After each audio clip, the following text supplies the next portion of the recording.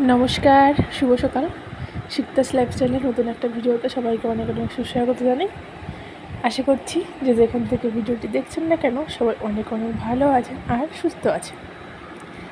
সকালবেলায় বাকি কাজকর্ম শেষ করে ফ্রেশ হয়ে চলে এসেছি রান্নাঘরে। যেহেতু ঠান্ডা লেগেছে, তো ঠান্ডাটা অনেকদিন ধরে লেগে আছে, কমছে না কেন জানি না। তার জন্য সকালে আর স্নান করিনি, বাসি কাপড় ছেড়ে নিয়েছি। দেন দেখো এখানটায় হবে পাট শাকের ডাল, সেটাই বসিয়ে দিয়েছি। আর হবে কলমি শাক ভাজা আর ভাত। দেন দুপুরবেলায় বাকিটা করব। আসলে আমি যখন মায়ের বাড়িতে গেছিলাম তখন সবাই সুস্থ ছিল, ঠিক ছিল। আমাকে দেখে ফট করে সবাই অসুস্থ হয়ে গেছে, ব্যাপারটা এরকম কিছুটা দাঁড়িয়েছে। তো শাশুড়ি মাকে দেখলেই তো যে ফট করে অসুস্থ হয়ে গেছে, এখন সে রান্নাঘরের কাছেও আছে না।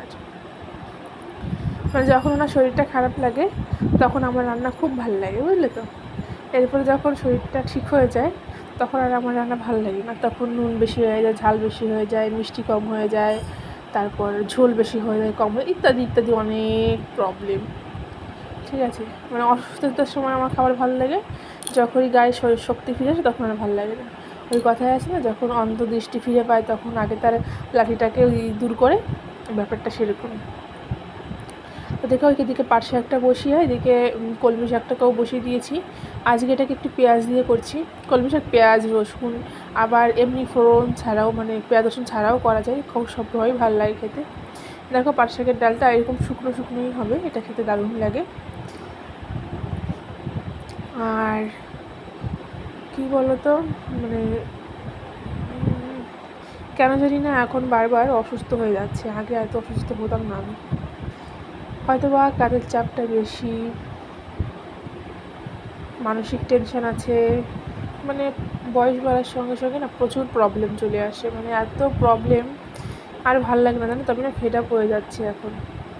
মাঝে মাঝে মনে হয় যদি ছেলে না থাকতো আমার, যদি ছেলে হওয়ার আগে এই ব্যাপারগুলো হতো তাহলে হয়তো আমি সব ছেড়ে চলে যেতাম বলতে কোথাও যেতাম না, বিদায় নিয়ে চলে যেতাম একবারে।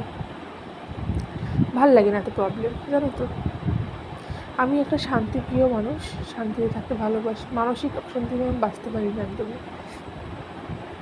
আর ওর কাছে বসলেই ও নাচবে আর আমাকে ওর মুখে লুলো সব মাখিয়ে দেবে, এটাই ব্যাপার। আর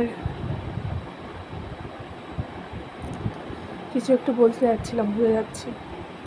আসলে বাচ্চা হওয়ার পর বোঝা যায় যে পৃথিবীতে মা বাবা ছাড়া আপন বলতে কেউ নেই। আর এটা তো তাদের দিন বুঝতে পারবে তোমার জন্য ততই মঙ্গল। আর কারো কাছ থেকে না কোনো আশা করতে নেই, জানো তো।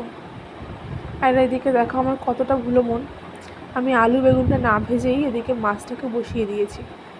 তারপরে পাশে আর একটা কড়াইয়ে আলুটাকে ভেজে নিলাম, আর বেগুনটা ভাজি নিয়ে আজকে না ভেজে দিয়েছি, ঝোলের উপর দিয়ে দিয়েছি, এই আর কি। দেখো এদিকে আজকে মাছটা আমি লাল লাল করে করেছি, কাঁচা লঙ্কা দিয়েছি, চিড়ে দিয়েছি। আসলে বাটা কাঁচা লঙ্কা দিলে কালারটা একটু কালচে হয়ে যায়। রান্না বান্না হয়ে গেছে, এখন 1:30 বাজে। মাঝখানে আবার ছেলেকে ঘুম পাড়াতে এসেছিলাম, তার জন্য লেট হয়ে গেছে। তারপর স্নান করে জামা কাপড় ধুয়ে মেলে দিয়েছি। এরপর নেল পলিশটা তুললাম হাত থেকে। আসলে নিজের কোনো যত্নই নেই আমার, না নিজে করতে পারি না আর কেউ করে। আসলে দেখবে যে মায়ের বাড়িতে গেলেই একমাত্র মা ভাতটা বেড়ে ডাকে, আয় খেয়ে যা, এছাড়া কিন্তু আর কেউ ডাকে না। তো শাশুড়িকে আর বরকে লাল চা করে দিলাম, তারপরে নিজে একটু দুধ চা করে খেয়ে নিলাম। কেন বলো তো, যে নিজের একটু। তো আজকে এই অবধি, সবাই ভালো থাকবেন, সুস্থ থাকবেন, টাটা, রাধে রাধে।